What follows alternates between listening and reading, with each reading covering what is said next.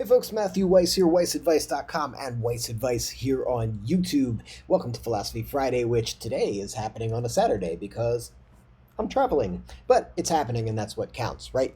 So we're going to be discussing about whether or not our low end should be mono. This is a bit of information that's been floating around the internet for a while now, where people will either say that when you produce your low end for your record, you should produce it so that the low frequencies are mono.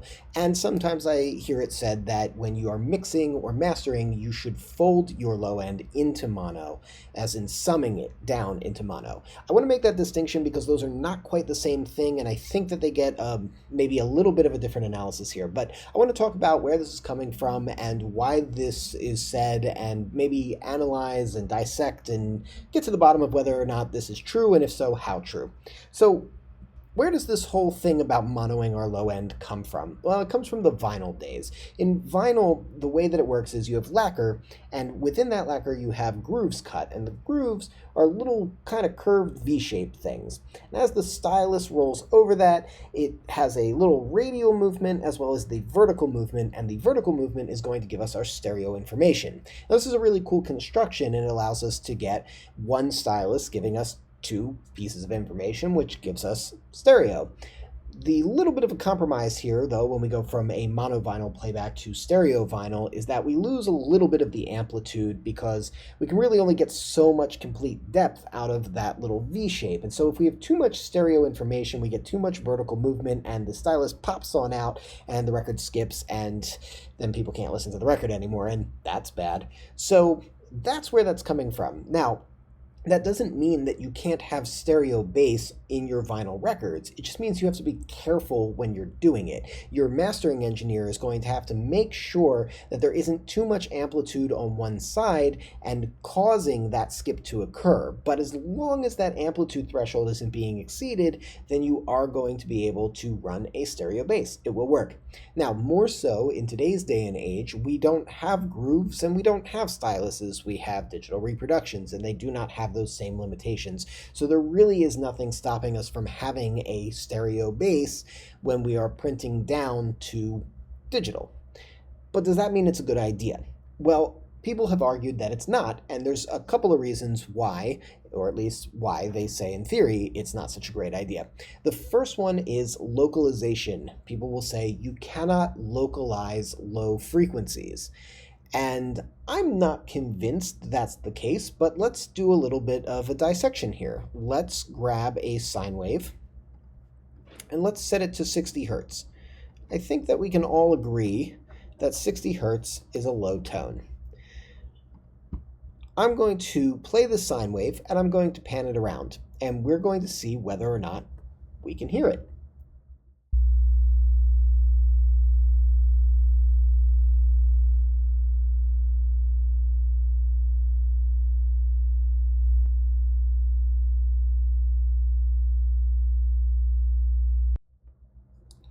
Okay, I have panned the sine wave in two directions. Now, if you are like me and currently listening in headphones, then you could probably pretty easily tell which direction that sine wave was coming from. People listen to music on headphones, so we can't count them out. Now, for those of us who were listening on speakers, things might have been a little bit different. If, for example, you're listening on a system that has a crossover set with a sub and your crossover is anywhere above 60 hertz, you probably did not hear much, if any, difference at all, because it would have all been in your mono sub. So nope, wouldn't have made a difference. Now, if you don't have a sub, or you weren't listening with your sub on and you were listening on, say, maybe near field, something like that, then you probably did hear a difference when it was panned. Yes, 60 hertz is a low tone, and it is technically harder for us to localize lower tones, but does that mean we can't localize them at all? There's sometimes where we can't, and I'll explain that. You might have had a very interesting reaction when I did that just now. Either you might have found that you were having trouble localizing it. You could kind of tell that there was some kind of a stereo thing going on, but it might have been hard to tell what direction it was coming from. Or you might have had a really weird effect where when I panned it to the right or to the left, you actually heard it from the opposite side. Why does this occur? It's because of the length of the waves. When the waves are so long that you hear a reflection off of a boundary that causes you to identify an earlier part of the wave's periodicity. It's getting a little technical. Your brain kind of scrambles and goes, wait, it's which way is it coming from? Both. Sure, why not? Or if it happened to line up just perfectly with the dimensions of your space and with the exact tone of 60 hertz, you might have even had a weird phenomenon occur where the phase of the waves came in exact opposite, and your brain just kind of went, huh? Oh. And you hear it from the opposite side, which is kind of a bizarre thing, but this is something that occurs particularly in smaller spaces. So like if you're in a car, you're never going to be able to localize the sub. It's way too small of a space. If you're in a small room, you might have difficulty localizing the sub or might get some of those bizarre phenomenons that I just talked about. And if you're in a reasonably large mixing space or listening space, you probably were able to hear what direction it was coming from pretty clearly. So just wanted to show that. In terms of the accuracy of the localization, I don't really give that one a lot of credence. And the reason is because if you can't hear what direction it's really coming from, then you can't hear what direction it's really coming from. What difference does it make if it's mono or stereo? It's not really problematic either way. And for the times where we can, if we want something to be stereo, then maybe we want it to be stereo. So I don't buy that one. But let's talk about one that I do buy, and that is going to be phase. Phase is very important in audio engineering in general, but it is particularly important when we're talking about the low frequencies, because low frequencies, when there's phase interaction, it is definitely hearable and distinct. So I'm going to give you an example. I've got a bass guitar in this mix. I'm going to play a little bit of it.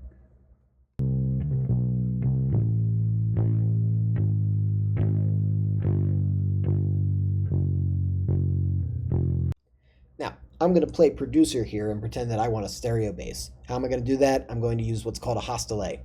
I'm going to delay the right side by 6 milliseconds. It's too fast for us to tell that there is a distinct audio gap, but there is a time gap, and so our brain is going to go, oh, that's not the same information that I'm getting from each speaker, so therefore this is not mono, this is stereo, and it sounds like this.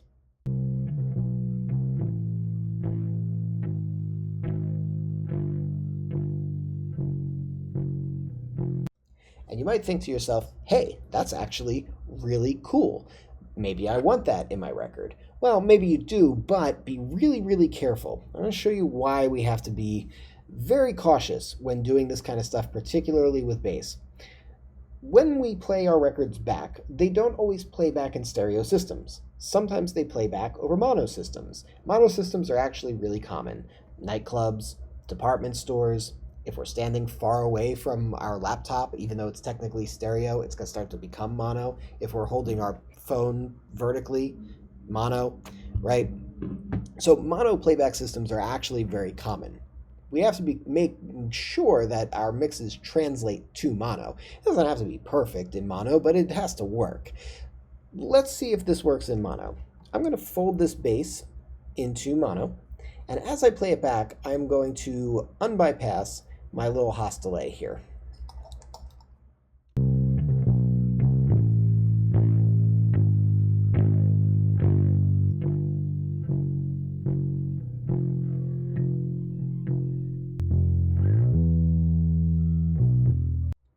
Yikes.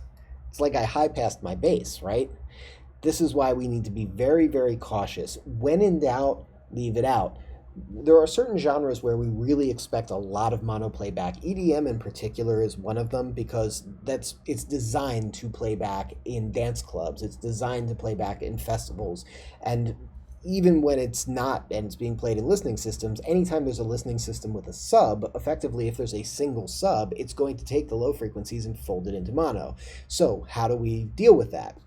if we want our bass to be wide and expansive, it's okay to have our deepest frequencies as like sine basses in mono, and then take the overtone frequencies or the higher bass frequencies that might be around, and we can spread those out and have those in stereo. And this way, when it folds mono, we still at least have that strong, solid sub. If you don't have multiple basses layered up, a way that you can do this is you can use a crossover. You can split your frequencies at maybe like 100 hertz, and you can keep the stuff that's below 100 hertz in mono, and then you can take the stuff that's above 100 hertz and you can mess around with the stereo imaging and use spreaders or choruses or whatever, and that can be a very effective technique. However, there are certain times where we don't want our sub information to be directly in mono. Sometimes we just want to spread our bass out because we like the way that it sounds. Sometimes we have things that are going to be mono compatibility, like say a floor tom that might be off to one side, and when it folds to the center it's going to sound just fine because there's no out of phase information necessarily going on. So there are times where we're going to want to have low frequencies that are in the sub. Is that problematic? Well, let's investigate. Let's check it out. So what I'm going to do here is I'm going to grab a equalizer. I'm going to put a high pass on, but I'm going to put it on only in the sides. And what this is going to do, high passing the sides, is going to fold all of the information below the cutoff frequency into the center. I know that sounds a little bit weird. You'd think you're high passing it, so wouldn't it just be attenuating the side information? No, it actually moves it into the center. I'll show you that real quick because I think it's kind of cool and a little counterintuitive. But basically, I'm going to have this sine bass again. Let's move it up a little bit. Let's move it up to like 80 hertz, so it's nice and hearable, right? And I'm going to put my cutoff here at 130 hertz. So let's listen to it.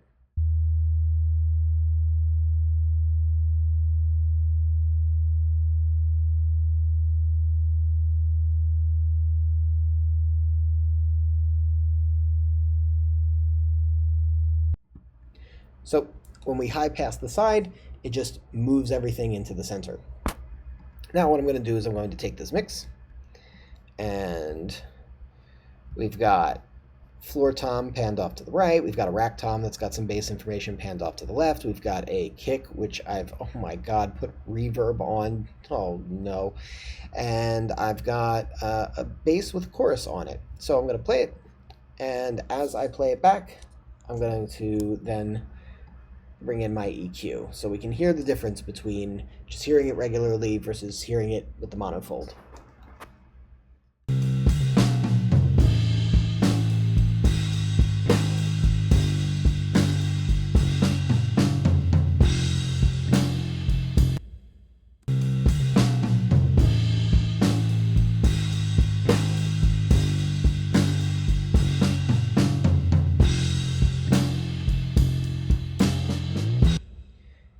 So the question is, did this improve things or did this take away?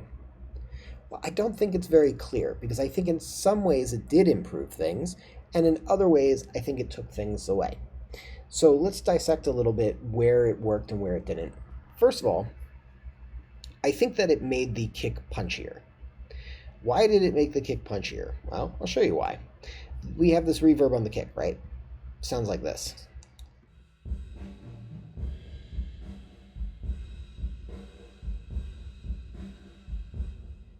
By folding it mono, we don't get rid of it, we collapse it.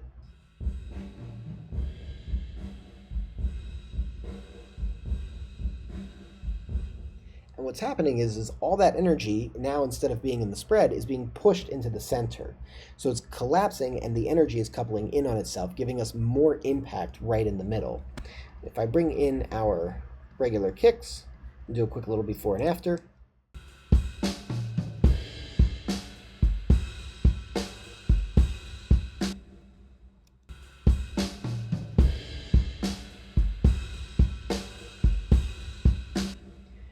we get just a little bit more energy in the middle. It colors up the middle because we get the summed reverb, which kind of has like a slight chorusing effect, so it colors up the middle a little bit. And it also kind of cleans the signal up a little bit because it just diminishes the overall spread of the reverb. It makes the reverb a little bit tighter sounding, cleaner sounding. So I think that it's benefiting the kick drum for all the reasons why not putting reverb on a kick drum benefits the kick drum as well. We get a tighter, punchier sound overall. I would say in this particular case, if I wanted to have this kick with reverb on it, I would probably just turn the reverb down and maybe give it a little bit of spread, but keep it kind of mono-ish because mono reverbs can be great. If I really wanted reverb on there, which to be honest, I probably don't, but hey, here we are. The other thing that I actually like the bass in mono with the chorus on. I think it creates a really cool color. So I dig what it's doing to the bass.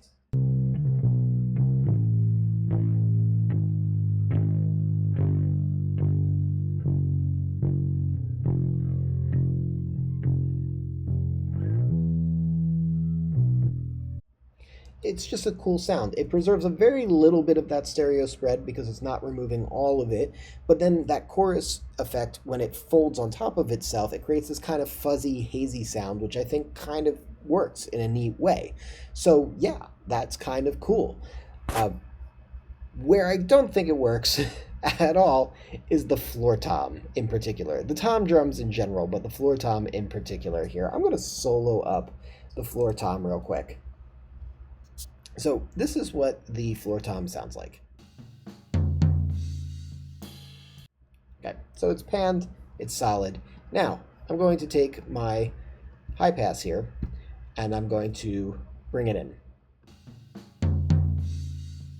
Let's loop this up real quick, actually, just so we can really hear that difference, in case you're not catching it.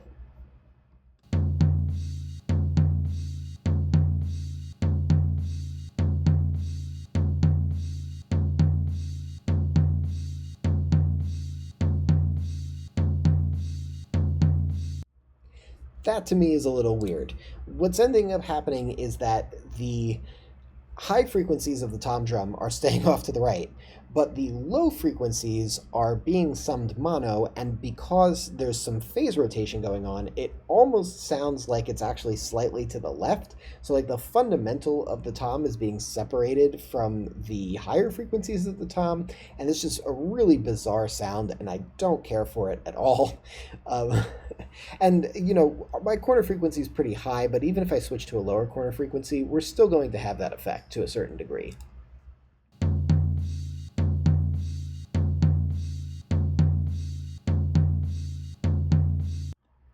Yeah, no thanks. Not into it. So let's sum this whole thing up.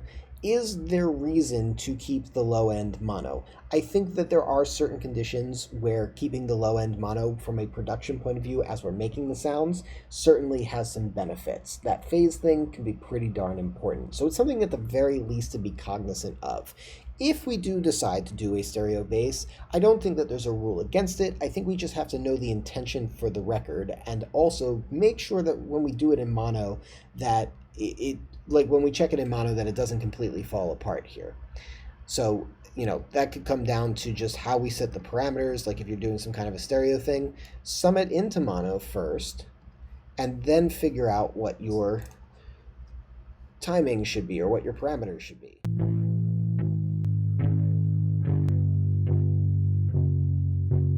Notice if I move this to 8 milliseconds instead of 6 milliseconds, a lot of the bass comes back.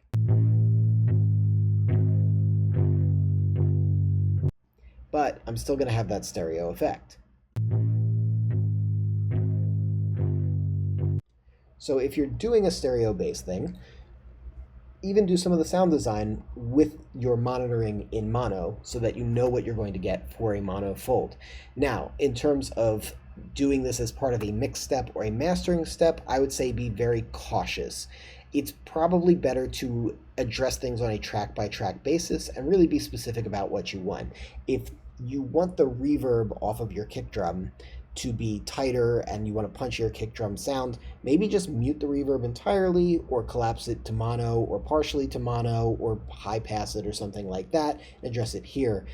You might not want the image of your floor tom collapsing the way that it does, so I wouldn't recommend doing it as part of like the master bus or doing it to your entire mix. And I think that that idea has been propagated quite a bit.